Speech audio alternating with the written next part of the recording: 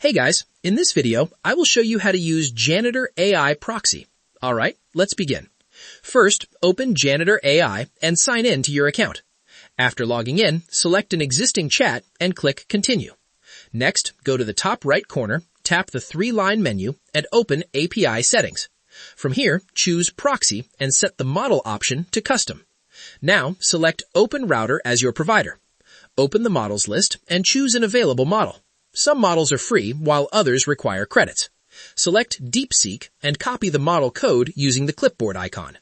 Paste this code into the model field inside Janitor AI. Then, paste the Open Router proxy URL into the proxy field.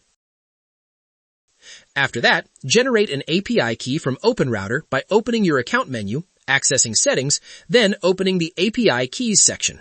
Inside, click on the Create button and create a new key. Copy the key and paste it into the API key field. You can optionally add a custom prompt or select a preset. Save your settings and continue. So, that's basically how you can use Janitor AI Proxy. That's it for this video. Thanks.